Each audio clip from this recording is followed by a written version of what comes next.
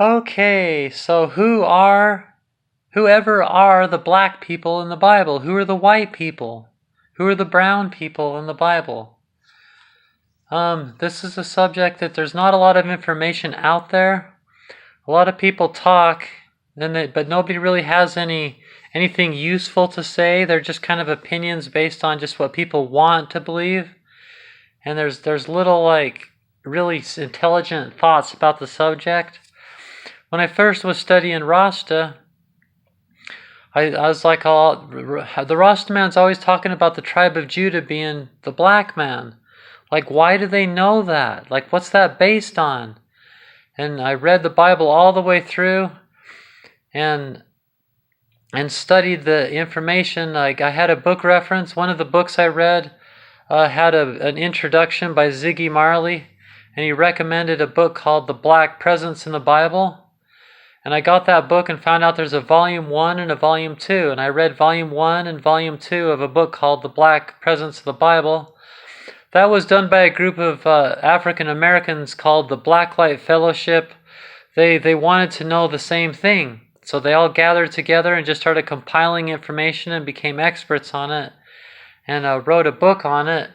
So if you're going to go into the Bible and you're going to wonder... If you're going to go into the Bible and you're going to wonder who people are in the Bible, genetically like that, then what you need to know, the first thing you need to know is about Genesis chapter 10. Genesis chapter 10 is called the Book of Generations. It's also called the Begots. It's the one that has so-and-so had this kid, and this kid had that kid, and this kid had that. It's where the genealogy of all the people of the Old Testament is, all in one chapter. That when the writers of, you can look at my playlist about who wrote the Bible. When the priests that wrote the Bible compiled a bunch of records to make one book at the king's request, they took the Book of Generations and they made it a part of it, and it turned out to be Genesis chapter 10. So Genesis chapter 10 is the story. It starts out saying, just like the Bob Marley song, Noah had 3 sons, Ham, Shem, and Japeth. And then it goes over that. It says, and the children of Ham were blah, blah, blah, and blah, blah, blah, and blah, blah, blah. The children of Shem were blah, blah, blah, and the children of Japheth, blah, blah, blah. So Noah would have had more children than just Ham, Shem, and Japheth, but those are the main... those are the main fathers of the people that happened after that from that area of the world. So as far as the there might have been other people in other parts of the world and stuff like that. I don't really believe that the flood of Noah's day really was the whole earth. It was just all the earth that they knew about, and so it would have still been a lot. So the people that and in archaeology, we know we came from Ethiopia. The Garden of Eden, according to the King James Version Bible, was in Ethiopia. In archaeology, we know that we did come from Ethiopia, just like the Bible says. Everybody in East Africa knows the Garden of Eden was in Ethiopia. And so we came from there and go out, So, in the Bible, the children of Ham was the black man. The children of Shem was the Middle Eastern man, the brown man.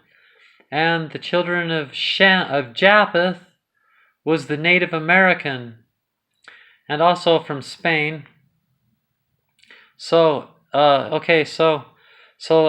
thing about black people is in history, the first thing to know about black people, so now we know about Table of Generations. We know that the black man came from Ham. So now the next thing to know is that black people have always been named as a people based on the color of their skin. For example, Ethiopia. The name Ethiopia means burnt-faced people. Okay? Ham means hot. Like they have black skin because of the heat of Africa. And on and on and on. All through history, the names that black people have had has always been the meaning of the name has always been a reference to the color of their skin. So so now when the Blacklight Fellowship analyzed who the black people were, they took into consideration everything we know about the people and everything, and they also lined up all hey, look, here's another black people. Sure enough, their name means the black skin people, burnt face people, or this and that, hot.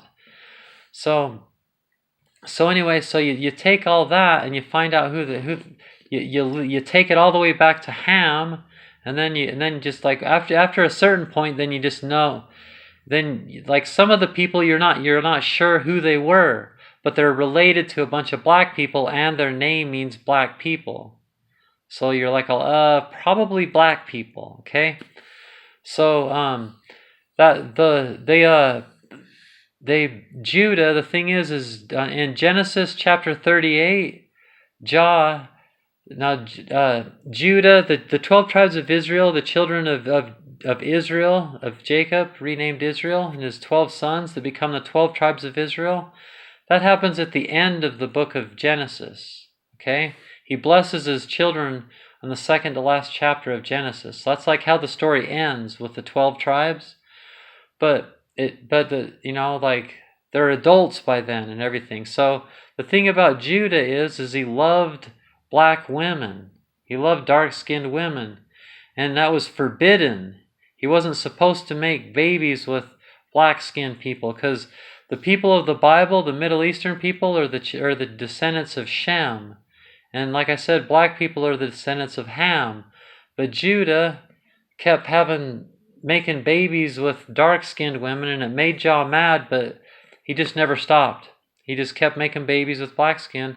So then the children of Judah, after Judah, are half black, and then when you read the Bible, after you already know everything I've said so far, you start, and one other thing to know is the people of the Bible, there was the northern kingdom and the southern kingdom. And the northern kingdom and southern kingdom was all owned by the king who lived in Jerusalem. The king was of the tribe of Judah, and Jerusalem was like right in the middle. It was like on the border of the northern kingdom and the southern kingdom. The northern kingdom people had a lighter colored skin, and they were dominated by the priests of Levi. The priests had to be genetically from the tribe of Levi, and they were a lighter skinned people, and the people in the north were lighter skinned. And then the southern kingdom was all Judah, and Judah was the largest tribe. And Judah, it's not just like when you look at it and it says the southern tribe or the southern kingdom, it's not just that area. If you read the Bible, they go down into even beyond the borders and go into that. So like when Solomon meets his son Menelik, the first emperor of Ethiopia, because he got the Queen of Sheba pregnant, and when he realized that was his son, he gave Menelik the kingdom of Ethiopia, and that's how he became the first emperor of Ethiopia.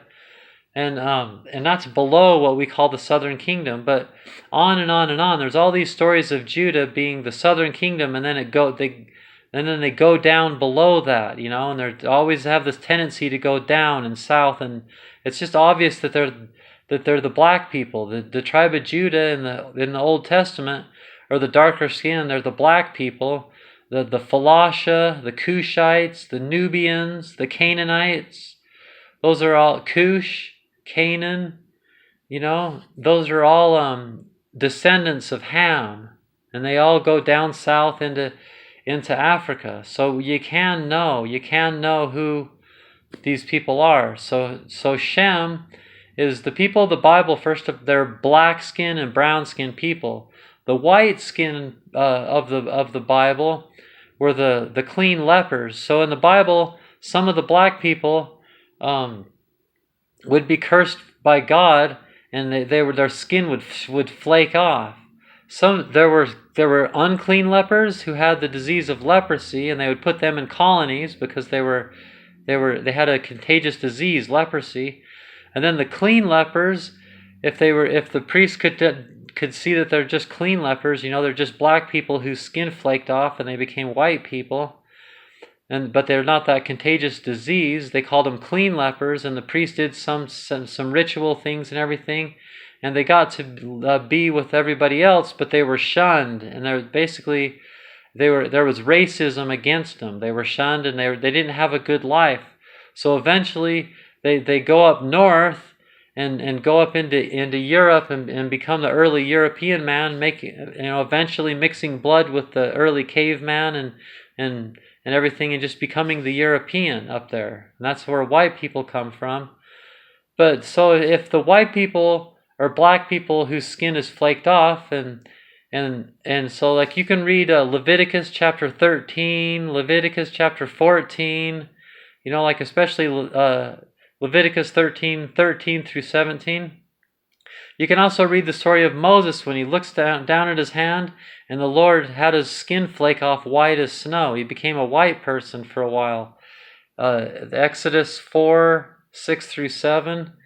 And so like you can see that the people of the Bible are black skinned, are either black or brown, and the white skinned people was a shunned group of people that that eventually just goes up north and becomes the European man. So the people of the Bible are black and brown, and then the main people, the tribe of Judah, the biggest tribe, the tribe of the king, are the black people. Japeth is the Asian people, the Asians and the Native Americans. We know that the Native Americans came across the Bering Strait and came down into America. And if you look at the people, like especially the Native Americans, like the Inuit, the Eskimos, their eyes are more the shape of Asian people. And just any Native Americans, they all look like Asian people, Well, it's because they're from the tribe of Japeth. So Japeth is the Asian man and even the Native American who came from Asia across the Bering Strait down into America. And another exception is the Spanish people. The Spanish people, the Greek people, and the Italian people were all the same people if you go back far enough into time. And that comes from Japeth, who had a son Tubal, Genesis 10 verse 2, and a son Tarshish, Genesis 10 4. The original name of Spain was Tarshish, and then later it changes to Hispania, in Spain. So in the Bible it was called Tarshish. Tarshish is one of the sons of Japeth. So the Japeth is the Hispanic peoples, the Latin peoples, and the Romans, and the Greek, and the Asians, and the Native Americans. Shem is the Arabs and the other tribes. Judah is part from Shem too, originally, but they keep making babies with black people. They would eventually just become black people. They were the largest tribe. The tribe of Joseph is Joseph had two sons, Ephraim and Manasseh, and they go up in that kingdom ends up going up into the British Isles and becoming the British people. And today Manasseh is the United States of America, and Britain is Ephraim. But if you go back, way after Noah, way after Judah and them. And by the time they go up into there, Jeremiah from the Old Testament, he takes one of the daughters of Judah and takes her over along with the Stone of Destiny, and takes it to the British Isles, and she ends up mixing blood with the people they have there from Joseph, and making the royal family of Britain. Until this day, they get coronated under the Stone of Destiny on the same throne and everything. It's just known. People don't. A lot of people believe it was Jeremiah, this white priest from the Middle East that came and brought this daughter, Tea Tephi, to start the royal family. But in the Bible, we know, if you read Herbert Armstrong's book, The U.S. and Britain in Prophecy, it goes over that in greater detail. But so Joseph, which is Ephraim and Manasseh, are the British people, and the and Manasseh becomes the United States, which would become a people of many peoples, not just Anglo-Saxons, but would be a melting pot of many nations and many languages. The United States, so anyway, so that's who the different people are in the Bible.